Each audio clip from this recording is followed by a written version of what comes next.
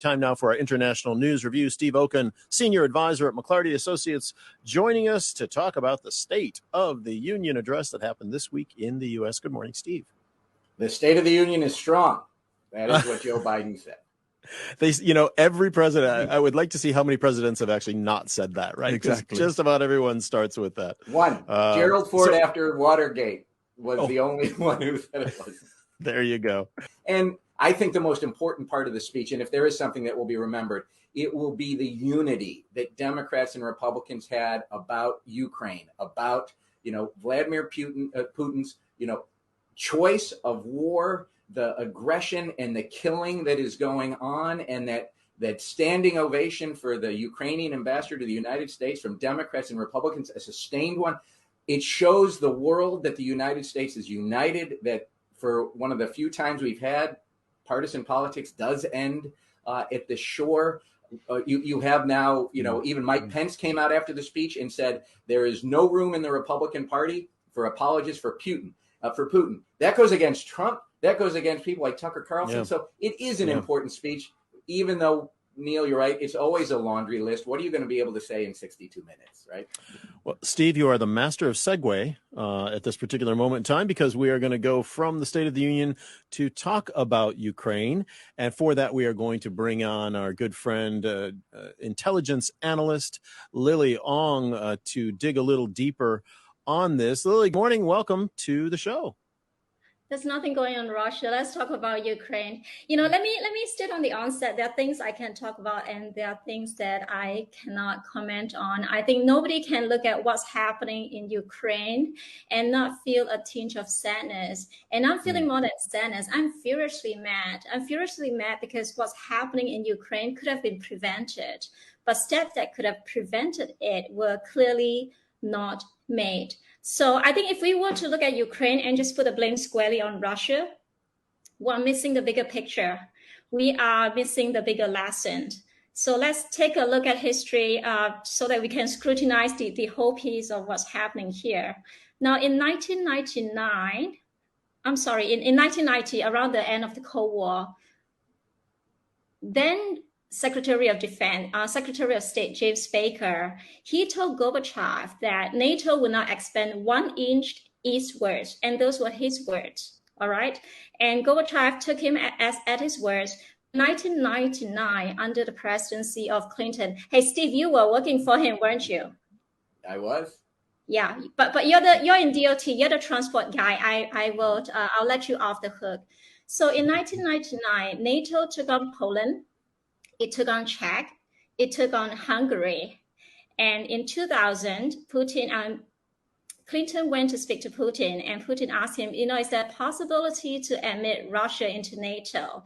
And we could see Clinton's response in what happened afterwards. NATO went on a very aggressive expansion. In 2004, it took on Bulgaria, it took on Estonia, it took on Latvia, it took on Lithuania, it took on Slovenia, Slovakia, and Romania. And then in 2009, it took on Albania and Croatia, 2017, Montenegro, and 2020, North Macedonia. So instead of not inching 1 inch eastwards, NATO went leaping eastwards. Steve, do you want to comment on that one? Sure. And look, it's not that NATO forced these countries to come and join the security alliance. They wanted to join the security alliance because they don't trust the dictatorship that we basically now have in Russia. This was not some Western plot. The Ukrainians have decided that they wanted to pursue democracy. They wanted to pursue a more open economy. And this is something that they have chosen to do because they feel it is in their best interest. And so to blame anyone other than Vladimir Putin for choosing to go to war, to basically, we've all woken up and all of a sudden it's 1939. I mean, what happened? What happened in the last 70 plus years? And so that's where we have got. And look, if you want to blame the United States for anything, you can blame the United States because it has shown weakness when Putin has taken those very aggressive stands in Chechnya, in Georgia, in Syria. And he's now read that he could go into Ukraine and not have to pay this price. And he and the Russian people right now are paying a greater price than they've ever paid before. And unfortunately, we still don't know how all of this is going to turn out. Lily, just a fascinating insight, but just to follow up on that, of course, we have to learn our lessons from history, but at some point, there are parallels with World War II. Of course, Neville Chamberlain should not have appeased Hitler. Of course, he should have been allowed to remilitarize the Rhineland. Of course, they should have been stopped before he invaded Poland. But the reason World War II happened ultimately is because of Adolf Hitler. It's not because of the treaties or the Treaty of Versailles or the fallout of World War I. These are all stumbling blocks along the way, but Adolf Hitler was lit the fuse for World War II, and Vladimir Putin made the decision ultimately to invade the Ukraine. No? You know, let's not forget who defeated Hitler. Let's not forget who defeated the Nazi army. I mean, I went to school mostly in Singapore and in the United States. Whenever we talked about World War II, nobody ever mentioned the 27 million Russians who sacrificed their lives to defeat the Nazi. It was always about the American heroes who dropped the atomic bombs on Hiroshima and Nagasaki. Now, I'm not saying that did not happen. That did happen, but then we have to look at the larger piece of history, don't we? Good point. We're talking with Lily Ong, a strategist, and also Steve Okun from McClarty Associates on our International News Review, if you've just joined us. And Lily, when we get back to the mindset of Putin, you know, a lot has been said. The points you've just mentioned, and I know you're not arguing for those points, you're just bringing them up as rationale. But I think, you know, the Russian people are now seeing that the international community is not only united and getting more united by the day, but resolutely disagrees with this notion that the special military operation is going to liberate Ukraine and the Ukrainian people. I mean, people just don't see it that way. And they're finding out now, you know, that it's, you know, what Vladimir Putin has sold them is not necessarily, is definitely not what the rest of the world is thinking. So where do we go from here? Where does Vladimir Putin go from here? Where are his exit? What could his exit strategy possibly be? If you were to look in a crystal ball based on what you know about his mindset and where the Russians are right now.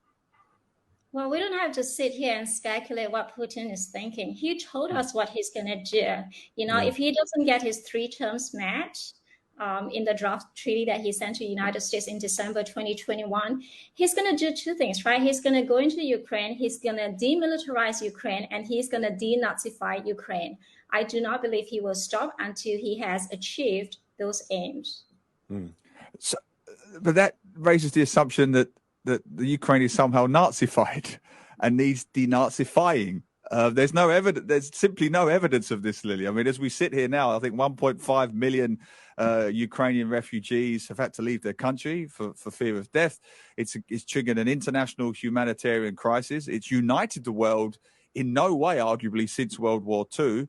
It's brought both sides of the political spectrum in America together. It's united Europe and Britain in a way that would have been unthinkable just a year ago, post-Brexit. So the world seems to be standing on the side of the Ukraine here as we watch a humanitarian crisis.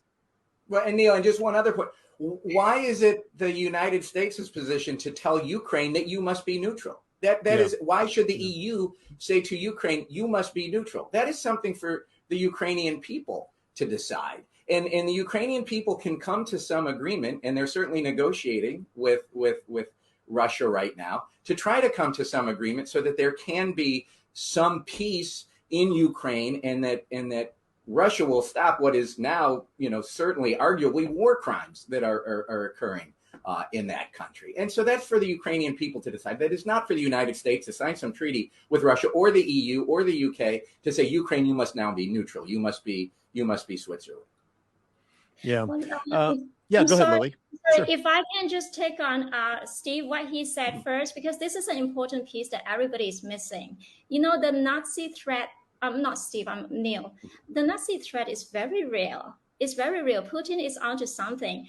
Ukraine, not just Ukraine, but Russia, they have emerged as hubs for a broader network of transnational white supremacist movement, But because they operate mostly under the radar, people don't think about them. People have forgotten about them.